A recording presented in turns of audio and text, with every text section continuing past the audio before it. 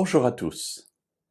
Soyons honnêtes, dans la Bible, les généalogies ne sont pas les passages les plus simples à lire et parfois nous passons par-dessus, nous les sautons allègrement parce qu'on se dit ces pages entières de noms et en plus de noms biscornus parce que ce ne sont pas des noms auxquels nous sommes habitués, ça n'est pas facile. Alors, vous me direz, quelle est l'utilité d'avoir des généalogies? J'ai eu l'occasion déjà dans une autre méditation de dire que les généalogies sont là pour montrer aussi que Dieu nous connaît par notre nom.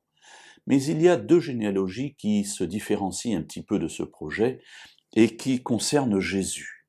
La première se trouve dans l'Évangile selon Matthieu, chapitre 1er, versets 1 à 17. Nous ne lirons pas les deux généalogies, ce serait beaucoup trop long dans le cadre de ces méditations, mais je vous invite à les lire.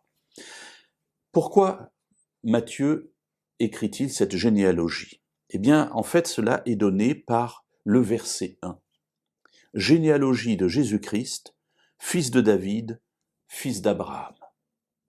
Et le dernier verset de la généalogie, verset 16, Jacob engendra Joseph, l'époux de Marie, de laquelle est né Jésus, qui est appelé Christ, c'est-à-dire qui est le Messie.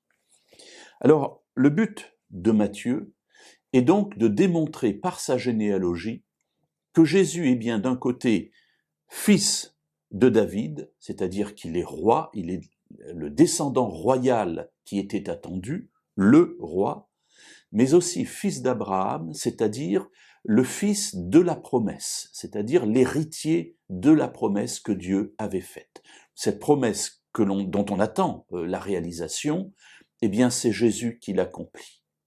Ainsi, pour Matthieu, lorsqu'il écrit, et il écrit vraisemblablement à une communauté d'origine juive, il a pour souci d'affermir, d'installer la bonne nouvelle qu'il va raconter de la venue du Messie dans le cadre de l'annonce prophétique que Dieu avait faite de la venue d'un roi, du descendant de David, dont la royauté sera une royauté éternelle, et aussi de celui qui était l'héritier de la promesse faite à Abraham, ta descendance, par ta descendance, toutes les nations de la terre seront bénies.